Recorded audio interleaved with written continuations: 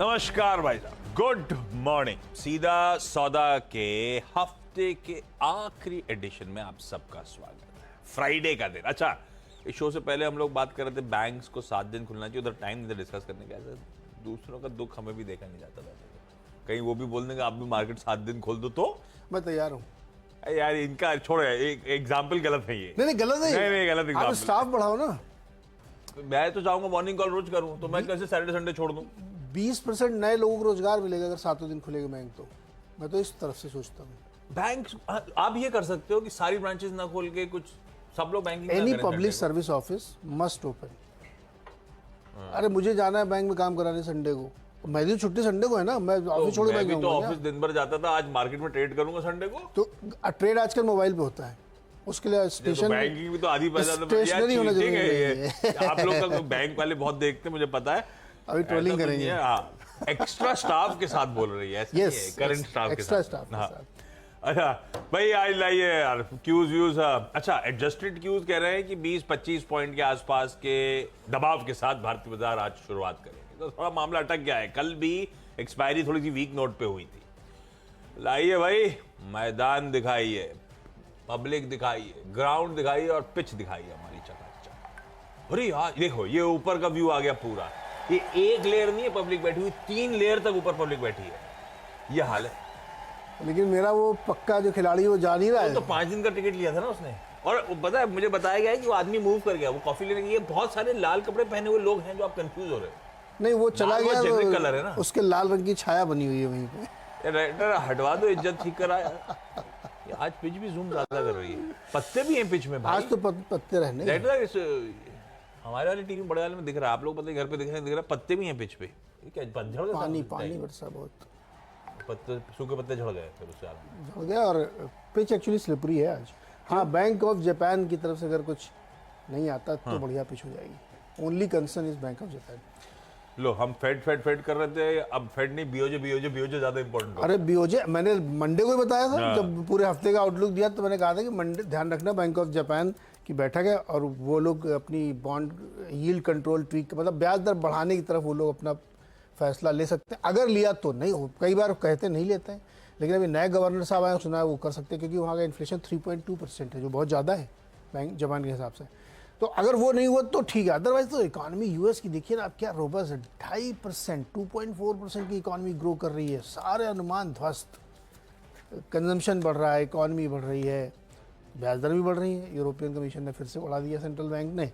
और ये जो रफ्तार आप देख रहे हैं ना, ये सॉलिड है, और मुझे लगता है कि इसीलिए मार्केट वहाँ गिर नहीं रहा। अभी ताज़ा आप कंपनियों के रिजल्ट देखिए, सारी आईटी कंपनीज के रिजल्ट धुआंधार, रॉयल कैरिबियन के धुआंधार, इंटेल के रिजल्ट बहुत अच्छे, अनएक्सपेक्टेड। जहाज वाली, हाँ, क्रूज। तो क्रूज में आदमी तभी जाएगा जब बहुत पैसा होगा। ऐसे क्यों जाएगा आदमी क्रूज में? नहीं, हम इससे ही जा ही नहीं पाए। तो जा ही नहीं पाएंगे। तो क्रूज को लोग मानते हैं कि वो क्रूज चलने लगी जोर से ना, और वो आउटलुक भी साल भर का बहुत अच्छा दे रहे हैं। इंटेल के रिजल्ट बहुत अच्छे हैं, जहाँ पे हार्डवेयर पीसी शिपमेंट गिरा था, अभी ताज़ा रिजल्ट है, अनएक्सपेक्टेड गुड क्वार्टर, और आगे का आउटलुक बढ़िया। तो ये सब जो 2.5% की जीडीपी आई उसी का नतीजा है। तो मार्केट बहुत बढ़िया, बहुत तेज़ी है। बस खाली जापान भाई साहब जो है अभी थोड़ी देर में जो देंगे, अगर वो नॉर्मल रहे तो फिर बढ़िया तेज़ी, अदरवाइज दिक्कत है, क्योंकि सस्ती पूंजी अगर खत्म हो रही है मार्केट से तो फिर प्रॉब्लम आएगी। तो उसी पर नज़र रखना अपने को। चलिए, घंटे भर बाद पता चल जाएगा क्या होना है। तो हमारे मार्केट खुलने से पहले हम तैयारी कर चुके हैं उसकी भी। हाँ, टीम लाइनअप पे पहले तो लाल है, जेके लक्ष्मी सीमेंट। यार जब एसीसी के ताबड़तोड़ नंबर्स आए तो ब्रोकरेजेस खुश नहीं है। आज मैं देख रहा था न्यूट्रल अंडरवेट कॉल चल रहा है, तो जेके तो वैसे ही खराब आए हैं, जेके लक्ष्मी के। ये जेके लक्ष्मी बोला, जेके सीमेंट चल रहा है। जेके लक्ष्मी क्या है ना, जेके लक्ष्मी राइटर आप ठीक कर रहे हैं यार, जेके सीमेंट नहीं, ये गलत क्यों दिखा रहे हो, छोड़ दो इसको, हटा दो। जेके लक्ष्मी सीमेंट के आय साल दर साल 4-5% बढ़ी, तो उसके सामने एबिटा 54% गिर गया है। मार्जिन्स 26% वाले 11% पे आके खड़े हो गए, तो बहुत कमजोर नंबर। ऑपरेशनली तो खासे वीक है, सीमेंट्स वीक आते होंगे, लेकिन ये तो कुछ ज्यादा ही वीक लगा, इसलिए मैंने लाल कर दिया है। अब प्री पोजीशन वगैरह देखेंगे अपन, मूव के लिए, मूव पे कॉल नहीं है स्टॉक की, ये रिजल्ट्स पे कॉल है, खराब रिजल्ट्स है। ऐसे ही सुप्रीम पेट्रोकेमिकल्स या पेट्रोकेम, नंबर्स इसके भी कमजोर है। आय 17.5% गिरी, EBITDA 64% गिरा, 17% वाले मार्जिन 7.5% पे आ गए और मुनाफा भी 63% गिर गया। ये नंबर तो कमजोरी है, तो दोनों लाल लेके चलता हूं। एक जो नतीजा ठीक लगा, ठीक है, अच्छा है बाय द वे। अब देखते हैं बाजार के मूड के, इतना अच्छा नहीं है कि बाजार के मूड के बहुत विपरीत चल पाएगा, लेकिन नंबर्स अच्छे हैं। मेरे को लगता है ग्रीन में रहना चाहिए स्टॉक। भारत इलेक्ट्रॉनिक्स, BEL, आय 13% बढ़ी, EBITDA उसके सामने 30% बढ़ा, 16.5 के मार्जिन बढ़ के 19%, 18.9, इसलिए मैंने 19 कहा। मतलब कितना, 17, 18, 19, 240 बेसिस पॉइंट्स का मार्जिन में इंप्रूवमेंट और मुनाफा 23% बढ़ता हो। नंबर अच्छे हैं। तो दो नंबर जो थोड़े ठंडे थे, कौन से, जेके लक्ष्मी सीमेंट और सुप्रीम पेट्रोकेम, उनको रेड रख के BL ग्रीन कर दिया। ओके, अच्छा आज हमारे में कुछ रेड वाले हैं ऐसे, लेकिन होम फर्स्ट फाइनेंस पहला स्टॉक, इसके रिजल्ट अच्छे हैं। 260 करोड़ का रेवेन्यू, 53% की ग्रोथ, मुनाफा 69 करोड़ है, 35% की ग्रोथ है। ये बहुत अच्छे नंबर माने जाएंगे। और रिटर्न ऑन एसेट्स 4% के आसपास, 3.9%। लेकिन LG बालकृष्ण के नंबर काफ़ी कमज़ोर हैं, एकदम फ्लैट टाइप के, सिंगल डिजिट में ग्रोथ देखने को मिल रही है। रेवेन्यू 3.3% बढ़ा है, प्रॉफिट जो है 58 से घट के 55 करोड़ रह गया है, मार्जिन 16% पे है। बहुत फ्लैटिश से नंबर है, नेगेटिव रखना हो इसलिए रेड में। एक खबर IRFC और इनके बीच में, राइट्स के बीच में टाई अप हुआ है कि ये जो इन्होंने एक समझौता किया है, MOU किया है कि वो फाइनेंसिंग में बहुत मदद करेगा IRCTC को। तो रेलवे में इस समय बहुत धुआंधार तेज़ी है सारे स्टॉक्स में, तो मुझे ये IRFC के लिए ज़्यादा पॉजिटिव खबर लग रही है, क्योंकि उनको फाइनेंस करने का आराम से मौका मिलेगा। करते तो ये पैसा नहीं देते, नहीं, फिर आप कहीं और से ले सकते हो, करते होंगे। नहीं, कोई जरूरी नहीं है, मैं किसी और को दे सकता हूँ, किसी को भी दो। रेलवे, सरकारी रेलवे को, सरकारी, जैसे आपने मुझसे टाई अप कर लिया कि ये बम्बई में जितने भी मेट्रो बनेंगे इन सब की फाइनेंसिंग मैं करूंगा। मैं करूंगा, मतलब मैं सिर्फ आपके पास नहीं, जो सस्ता देगा मैं उसके पास भी जाऊंगा, लेकिन हमारा टाइप भी है, तो ये ना भी करते तो मुझे लगता है धंधा कर ही रहे हो उनके बिहाफ। नहीं, इसको ऐसा समझिए कि राइट्स के साथ टाइप कर दिया गाड़ियों के लिए, ब्याज दर, राइट्स के पास ये ऑप्शन है कि वो कहीं से भी ले सकता है। अब आपने IRFC के पास भी ऑप्शन है, किसी को भी दे सकता है, लेकिन लेगा कोई, लेगा कौन? दोनों ने टाइप कर दिया भाई, लेकिन खबर तो अच्छी है ही है। अच्छा, अगले जो स्टॉक्स है उसमें ग्रीन लैम्प इंडस्ट्रीज हरा रखा है भाई। ये वो क्या कहते हैं, रियल एस्टेट के साथ वो कौन सी कहते हैं, वो home improvement business, home improvement वाली चीज नहीं बढ़िया थी, होम इम्प्रूवमेंट। 10% बढ़ा है आय, EBITDA 28% बढ़ा, मार्जिन 10.7 से 12.5, 180 बेसिस पॉइंट्स का मतलब इंप्रूवमेंट, मुनाफा 33% बढ़ा है। नंबर्स बुरे नहीं है। और रियल एस्टेट से ज्यादा मुझे कंफर्ट दिखता है home improvement as a space पे। वो थोड़ा सा, रियल एस्टेट क्या है, रेवेन्यू रिकग्निशन मॉडल के हिसाब से बहुत वोलेटिलिटी आंकड़ों में दिखती है। जैसे कल ये किसी महिंद्रा से चर्चा कर रहे थे, महिंद्रा उससे रिकग्निशन से गड़बड़ हो जाता है, सारा गड़बड़ आ जाता है मामला यार। वो तो बहुत खराब नंबर है रेवेन्यू रिकग्निशन मॉडल। हाँ, लेकिन ऐसा नहीं, घर नहीं बिकेंगे, कब रिकग्नाइज करेंगे, कब बुक्स पे आएगा, वो ट्रेजेक्टरी गड़बड़ा जाती है। अच्छा, ग्रीन लैम्प के बाद एक तो Motilal Oswal financial services limited, इसको ग्रीन रखा है। अच्छा लगा मोतीलाल का नंबर मुझे बीच, लेकिन ये स्टॉक चल गया है, बहुत चला है, ईयर हाइस के आसपास आके मोतीलाल ऑलमोस्ट खड़ा हुआ है। साल दर साल अच्छे नंबर्स हैं, पर साल दर साल मेरा मानना नहीं देखना चाहिए। जैसे कि इंडस टावर्स पे चर्चा तो हो रही थी, साल दर साल मेरा मानना है वो क्यू ऑन क्यू नंबर्स होते हैं, वैसे ही ये भी क्यू ऑन क्यू होने चाहिए। इसमें कोई ऐसी सीजनैलिटी एट प्ले नहीं है। ये Q on Q numbers, Q on Q बुरे नहीं है। NII 12-12.5% बढ़ा, आय एग्जैक्टली 9-9.25% बढ़ी, मुनाफे में तगड़ा जंप है, नंबर्स अच्छे हैं मोतीलाल के। बस ये है कि चला बहुत है, एक्टिव क्लाइंट्स की संख्या उनके सब बढ़ी हुई है। मैं ग्रीन लेके चलता हूं इसको। एक अनमोल इंडिया के नंबर्स आए कल, डिसेंट क्वार्टर इसका भी, वो जो सप्लाई चेन मैनेजमेंट के इंडस्ट्री को बिलोंग करती है।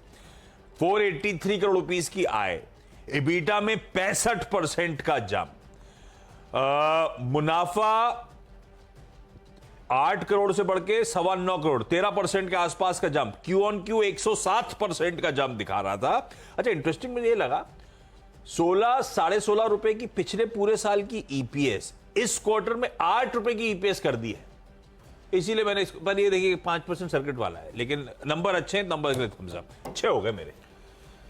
अच्छा, अगले हमारे कौन से हैं? हाँ, चौथा स्टॉक है आईएफएल फाइनेंस, आईआईएफएल फाइनेंस, और ये अच्छे नंबर इन्होंने दिए हैं, तो इसलिए इसको ग्रीन में रखा है और इम्प्रूवमेंट काफ़ी अच्छा इन्होंने दिखाया, एसेट क्वालिटी में काफ़ी बढ़िया इम्प्रूवमेंट है, तो स्ट्रॉन्ग नंबर पे ग्रीन। मैक्रोटेक एक और डेवलपर है, 32% प्रॉफिट गिरा, 39% रेवेन्यू गिरा, 29% एबिटा गिरा, मार्जिन 3% लेकिन बढ़ा लिया इन्होंने, तो इसको हमने रेड में रखा। क्या बात है। छठवां स्टॉक है अजंता ये फार्मा। लोग नहीं बेच पा रहे हैं, लेकिन ग्रीन लाइन बेच ले रहा है। ग्रीन अभी जो पुराने वाले घर हैं उसमें लोग इम्प्रूवमेंट कर रहे हैं, नए घर में नहीं। अच्छा। तो अजंता फार्मा ग्रीन, नंबर अच्छे हैं इसके, 19-20% की प्रॉफिट ग्रोथ है, मार्जिन भी 3% बढ़ाया और 25 रुपए का डिविडेंड दिया अजंता फार्मा ने, तो इसलिए उसको ग्रीन में रखा है। फार्मा के दिन बदल गए, यूएस ने शायद सेक्टर रोटेशन है, 15 दिन 20 दिन बाद यूएस थोड़ा ईज ऑफ भी हो गया, सख्त जबैया जो था ना थोड़ा ठंडा पड़ गया, तो मेरे को लगता है वो दवाएं ववाएं नहीं मिल रही हमारे बिना उनको काय का सकते हैं, दवा तो आने दो, थोड़ा मूड ठीक हो गया। ल्यूपी ने भी अपडेट दिया था कि वो प्लांट दोनों जो फंसे हुए हैं खुल गए, वो रेजोल्यूशन कर लिया हमने, तो वहाँ लोग थोड़ा मूड बदल रहा है। खैर ब्रेक का समय हो गया है, 6 हो गए, ब्रेक के बाद लौटते हैं, तो बचे हुए 4 स्टॉक्स पे चर्चा।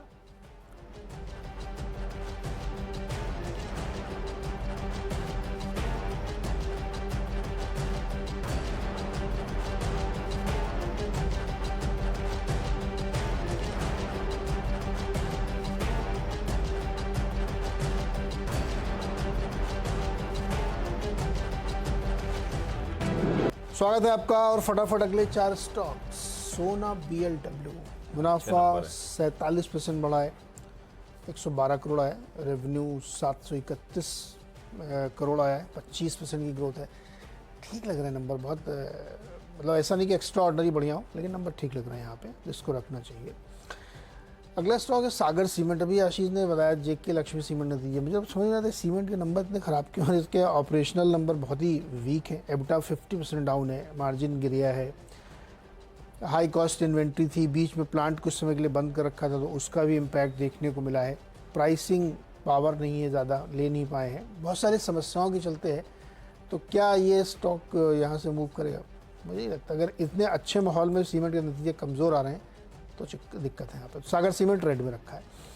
श्याम मेटेलिक्स, इसके भी नतीजे कमज़ोर हैं, मुनाफा 33% है, वीक अगर आप इसको देखेंगे, मुनाफा भी गिरा है, मार्जिन भी इनके जो है 18 से 12 आ गए हैं, तो यहाँ पे भी इसलिए उन्होंने रेड में रखा है, नतीजे कमज़ोर है। 10वां स्टॉक है NSCL इंडस्ट्रीज़।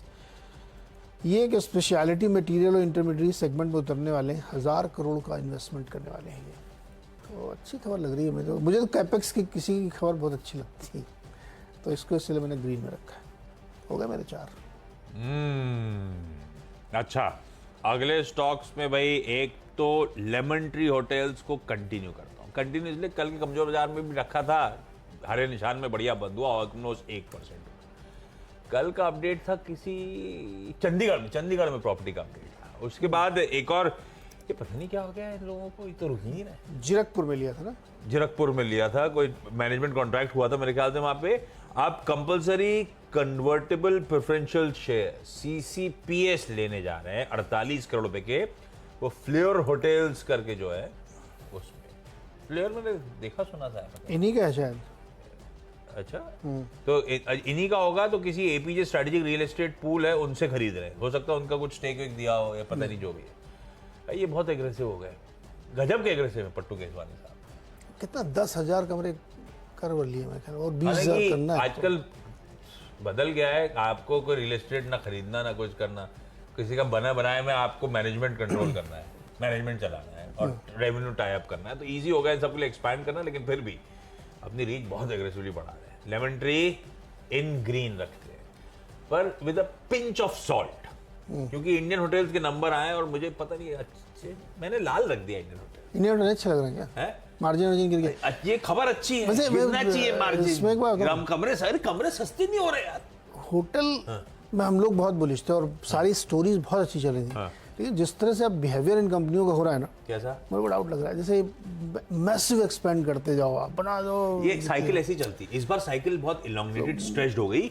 अदरवाइज 2-3 साल में साइकिल हमेशा फिजल आउट होती थी। क्या होता था, डिमांड सप्लाई मिसमैच हुआ, सप्लाई गिरी, तो सब ने खूब केपेक्स अनाउंस करे और उसके बाद फिर वो अरेस्ट हो गया। तीसरा साल है ना ये और अभी भी कोई साइंस ऑफ लेट डाउन अब तक नजर नहीं आया। इंडियन होटल थोड़ी सी हिंट दे रहा है मुझे, इसीलिए मैं इसको मेंशन कर रहा हूं। हालांकि जब कमरे बुक करने जाओगे तो कोई रिस्पाइट आज भी नहीं है किसी के लिए। आय साल दर साल 16% बढ़ी, मार्जिन्स अब फाइनली कॉन्ट्रैक्शन की तरफ आ रहे हैं। 30% वाले 28, 29.8% वाले 28% पे 180 बेसिस पॉइंट्स गिरे। तो अब जो इबिटा 8% बढ़ा है, तो आय 15%, इबिटा 8%, मार्जिन्स कॉन्ट्रैक्ट होना शुरू हुए। इसीलिए अब मुनाफे का आंकड़ा जो बढ़ा हुआ नजर आएगा ना आपको, अदर इनकम का कंपोनेंट इंच अप कर गया है। अदरवाइज ऐसा इंटरनल्स में कोई बिजनेस में कोई इंप्रूवमेंट ऑपरेशनली नजर नहीं आएगा मुझे। अब पहला ये इंस्टेंस हो सकता है कि एक माइनस से डिप हो मार्जिन में, इसको ज्यादा रीड ना करें, इन बिटवीन रीड ना करें। लेकिन जो डिप्स आ रहे हैं वो क्यू ऑन क्यू इसके औसतन रूम दरों में, ARR और प्लस ऑक्यूपेंसीज में भी, पर वो क्यू ऑन क्यू ट्रीट नहीं करते हैं क्योंकि सीजनैलिटी होती है। पिछले ये होटल इंडस्ट्री तो सीजनल है, तो इसको हम क्यू ऑन क्यू नहीं देखते। फिर भी मैं I was just reading between the lines. मेरे खैर मार्जिन कमजोर हुए तो मेरा पहला रेड अलर्ट आया था, क्या वो जो बढ़िया पेस थी ग्रोथ की, quarter on quarter, year on year बढ़िया ट्रेजेक्टरी, वो अब पस्त पड़ रही है, वो नॉर्मलाइज हो रही है कि नहीं, वो क्वेश्चन मार्क है। इंडियन होटल्स रेड रखते हैं but too early to say anything. Management की कमेंट्री इंपॉर्टेंट हो जाएगी। अरे पीवीआर आइनॉक्स कितनी बार बताया आपको, ओपेनहाइमर और वो बारबी के समय से बता रहा हूँ। चार्ट खड़ा करिए जरा महीने भर का, चले जा रहा है भाई साहब। ये तो कल की कहानी है, ये उठाइए, ये देखिए। हम कह रहे थे आपको खूब रियलाइजेशन होते हैं इनके, भाई 3-3 हजार 2-2 हजार टिकट, 15-15 टिकट, ये हाल है। ये चलना शुरू हो जाते हैं इस तरह से। खैर वो मास अपील वाली मूवीज नहीं थी, और मेरे लिए तो वैसे ही नहीं है, क्योंकि मैंने कुछ मीम्स देखे थे जिसमें वो लड़के वड़के जाते हैं बुक चुराने, तो एक पढ़ाकू बच्चे की बुक चुराते हैं। क्यों चुरा रहे हैं? क्योंकि ओपेनहाइमर देखने जाना है, तो पहले रिफ्रेश कर लें अपने आप को। आज एक मूवी रिलीज हो रही है, रॉकी रानी है, जो भी आप लोग समझ गए होंगे, वो मास अपील वाली है। मुझे लगता है ट्रैक्शन अच्छा आएगा। ऑलरेडी चला हुआ है तो हमसे वॉच आउट करेंगे, घुसेंगे नहीं, लेकिन पीवीआर आइनॉक्स रडार पे रखूंगा। और जाते थे सिर्फ ग्लोबल संकेत थोड़े से क्वेश्चन मार्क वाले हो गए हैं, उस बीच एचडीएफसी बैंक को रेड रख रहा हूँ। इसके एडीआर भी काफी पस्त पड़ता हुआ नजर आया था, तो इसको रेड लेके जा रहा हूँ, और कोई रीजन नहीं मेरे पास। मुझे तो अच्छी लगती है लॉन्ग टर्म के लिहाज से, लेकिन आज के लिए दिखाएंगे एचडीएफसी बैंक। ये नहीं, अच्छा कॉल नहीं है। क्विकली छोटे से ब्रेक का समय हो गया है। ब्रेक के उस पार इन टीम्स का 10-10 स्टॉक जो मेंशन कर रहे थे उनका एक रैप अप लेके लौटते हैं।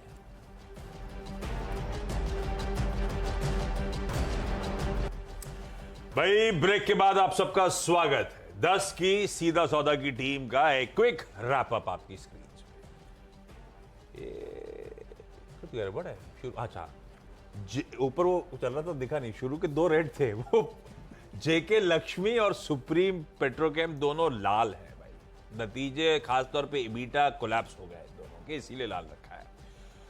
BEL,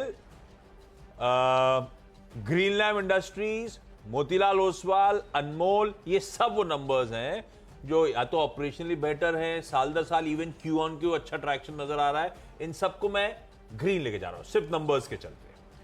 lemon tree hotels continue कर रहा हूं क्योंकि बार बार वो एक्विजिशंस की खबरें आती ही चली जा रही हैं, बहुत एग्रेसिव हो रहा है इस कंपनी का मैनेजमेंट। लेमन ट्री को ग्रीन रखा है, पिटा हुआ स्टॉक था जो मूव कर रहा है।